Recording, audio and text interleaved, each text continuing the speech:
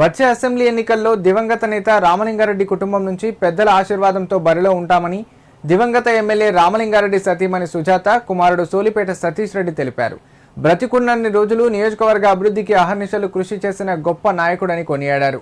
జర్నలిస్టుగా, ఎమ్మెల్యేగా, భారీ అంచనాల కమిటీ చైర్మన్గా దుబ్బాక నియోజకవర్గానికి రాష్ట్రంలోనే ఒక ప్రత్యేక గుర్తింపు తీసుకువచ్చిన గొప్ప నాయకుడు దివంగత ఎమ్మెల్యే రామలింగారెడ్డి అని కొనియాడారు.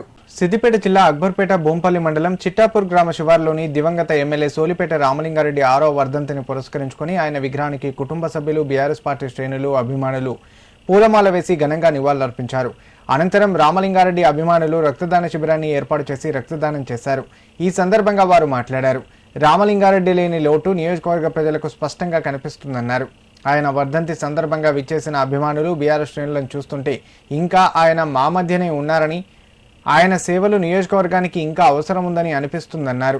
అందుకే పెద్దల దీవెనలతో మా కుటుంబం నుండి రానున్న అసెంబ్లీ ఎన్నికల్లో దుబ్బాక నియోజకవర్గంలో మా కుటుంబం నుండి బరిలో ఉండి ఎమ్మెల్యేగా గెలిచి నియోజకవర్గానికి సేవలు చేసుకుంటామన్నారు. ఆయనపై అభిమానంతో రక్తదాన శిబిరాన్ని ఏర్పాటు చేసి రక్తదానం చేసిన అభిమానులకు ప్రత్యేక కృతజ్ఞతలు తెలిపారు.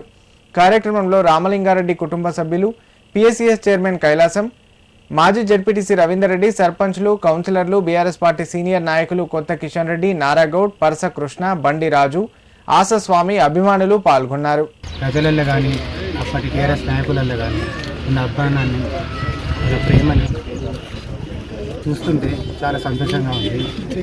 నాన్న చనిపోయి 6 ఏళ్ళైనా వాస్తవానికి కూడా నాన్న వచ్చింది ఒక నక్సలైట్ బ్యాక్గ్రౌండ్ నుంచి, ఒక ఉద్యమాల నుంచి, పేదరికం నుంచే వచ్చి పటేల్ పట్వారి వ్యవస్థలో పుట్టిన పేదరికం నుంచి వచ్చిన ఏనాడు కూడా కులాల తేడా కానీ ఇంకేం కానీ లేకుండా ఈ అసమానతలను తొలగించడానికి నక్సల్బరీ ఉద్యమంలోకి వెళ్ళి ఆ తర్వాత జర్నలిస్టుగా కానీ, ఎమ్మెల్యేగా కానీ దుబ్బాక ప్రాంత మంచి గురించి ఆలోచించేవాడు.